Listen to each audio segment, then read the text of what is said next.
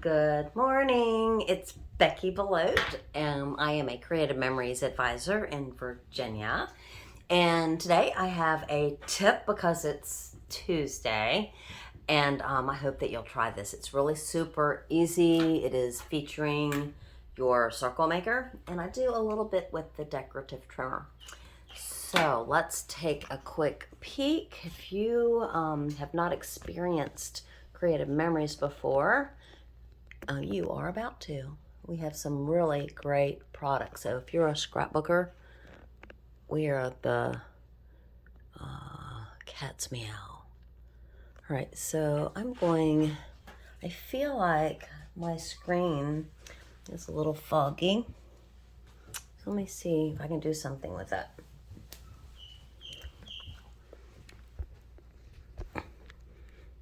Hopefully it's a little better. Okay, so what we're gonna do, now I don't think it matters what circle you use, but I'm showing you what circle size I used, okay? I'm gonna set it on a 4. So in other words, there's a little hair here that you can change how big the circle is, and I'm just lining up that hair with the 4, and then I'm gonna cut some circles here. Remember that you can wheel it around to make sure it's actually going to cut on your paper before you actually cut. The blades are underneath here. You hold firmly here, push the white knob in, and just wheel it around. This is a crazy simple tool if you haven't tried it. All right, I'm going to be careful not to cut into my other circle. It's just fast. There's no looking to see what template's perfect. So yes, I still use, actually, I'm going to need 4 of these. Now, if you're using, you can use 2 different pieces of paper too, but if you use the same piece of paper, make sure you like the front and the back of the piece of paper that you have chosen.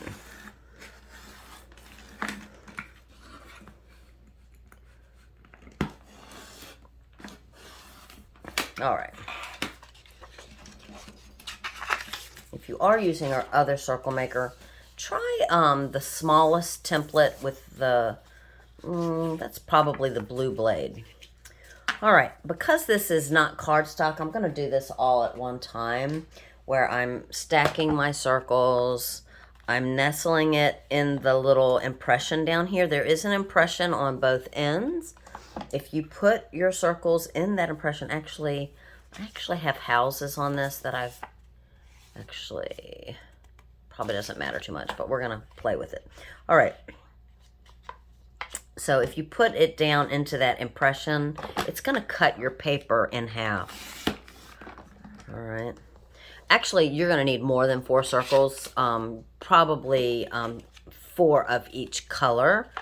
For today's purposes, I'm just gonna show you, get you started. When you do these halves, everyone, make sure, I think I taught you this already, make sure that this edge here, let me turn the black up.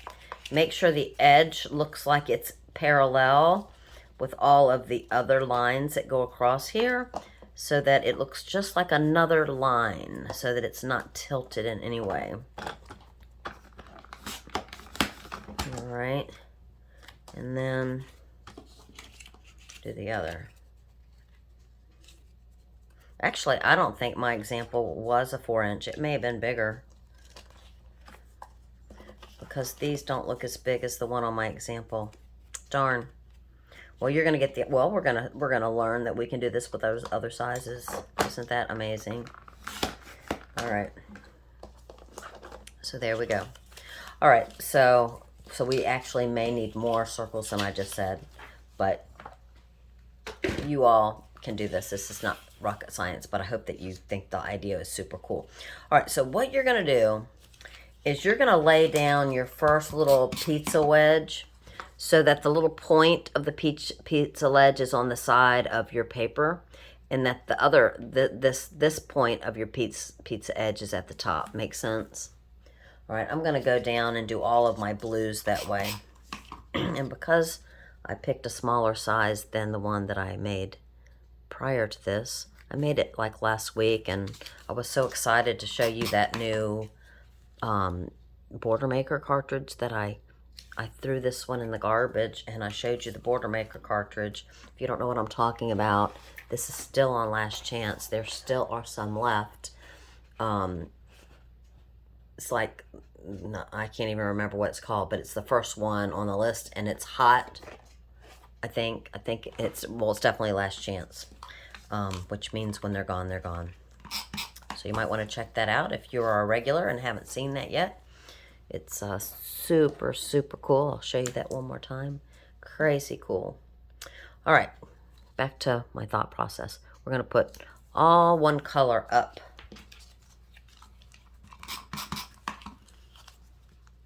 All right, what happens is when I get to the end, I still have some space left, and I don't want my pattern to stop. So I am going to go ahead and continue putting that down even though my pattern stopped. Go ahead and put your edge of your paper for this. This didn't happen to me on the last one because of the size. But again, I want us to know that it doesn't matter. So what I'm doing is I'm putting the edge of my paper up here so that when I put this one down, I can use that same line so that I know it's nice and straight. All right.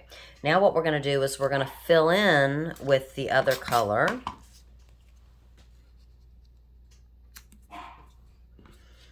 And you're probably saying, but Becky, it's going off the edge. Precisely. I actually kind of liked this, the way it is.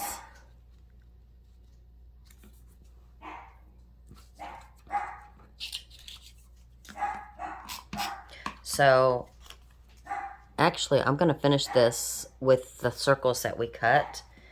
And I'm wondering if I didn't cut it on 4. No, it definitely was 4. Because the one that I did was probably 4.5 that you're going to see. Oops, that you're going to see later. All right. Actually get more here on the side. Okay, so this is kind of pretty, huh? All right, but let's clean it up because there are pieces of this that are not on the actual paper. So I'm going to grab my straight trimmer. I'm going to flip this upside down, and I'm going to trim away the parts that I don't need, starting with this chunk, because if I don't cut this chunk off first, what I'm doing is I'm just lining my edge of my paper up to that cutting line that you can see on your trimmer. I'm going to cut that off. And now I'm going to do it again this way. All right, I'm going to tell you what I just did because it was an error. I don't want it to happen to you. So let me finish. Actually, because my paper didn't fit quite right in the trimmer when I did that first cut, the one that I said, let's cut that off first, I damaged my paper down here.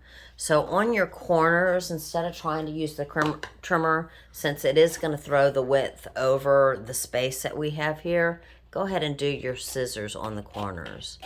All right, like that. All right, so this is what we have. Is that super pretty? And then you can see here that with the 4-inch circles, I have extras for my other side. Let me just figure out if we have enough for the whole other side. I don't think that we're gonna, but I want to let you know so that you'll know if we have enough. I think we're gonna almost have enough. So I think, ladies and gentlemen, if you do 3 of each circle, you're gonna have more than enough, okay? If you do the 4-inch like I just did. Now what I'm gonna do is add a little bit of color.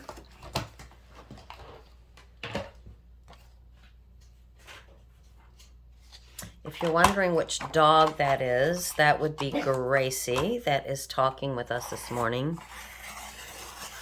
All right, so I just put it down at the bottom. You can center it if you want to, but in this case, it doesn't matter. Just make sure you leave it be. So after I did the first cut, I'm going to scoot in so that the humps are at the same line. There is no rhyme nor reason, just how thick do you want it?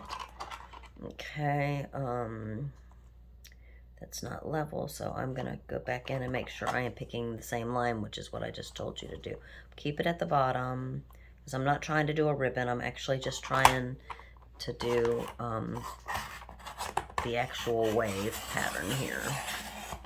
All right, so I just made sure all the highest humps were lined up to the same line. All right, and then if you want to, I would pop this. Man, I think it would be super pretty popped with your foam squares. Actually, I think I did that on my demo page that I'll show you in a minute. So when you're cutting that little wave, if you want to do this, just make sure you don't do it too narrow, that you can't do this. Put it on the ends. All right, and then I'm just gonna pull off all of these little guys. Bam, bam. Everybody's probably cringing. She's just throwing that on her table. Yes, but after you're gone, I will clean it up, you guys. All right, so there's that. And then we'll just plop it right down there. Okay, is that super pretty? Let's do it the other way. I know that you all always watch me upside down. I didn't think this one mattered too much. So let's take a peek at the final page spread that you're welcome to duplicate. And again, this one, I used a different size circle. Let's figure out what size circle I use. I'm going to use my handy dandy board here. It goes from there to there. It was a 6-inch circle. I think, let me think, 1, 2.5. Nope. It was a 5. 1, 2, 2.5. These are 5-inch circles. Alrighty. So there you go. I did the exact same thing, but instead of a 4-inch circle, I did 5-inch circles for a bigger, bolder look. If you want less space taken up, look how the 4-inch circle. So it gives you more space on your paper. So it just depends on what you're looking for. All right, here I used the beveled tag maker to add this little journal box. And the journal box has some lines in it. And the red at the bottom, I think, were scraps from something I did last week. So always think of using your scraps. This right here on the beveled tag, I just took a little scrap piece of paper and kind of threaded it through and folded it over to make it look like a real tag. All right, I hope you like it. I hope you'll try it. And you are important to me. Thanks for coming back and seeing me. Thanks so much. Have a great day. Bye.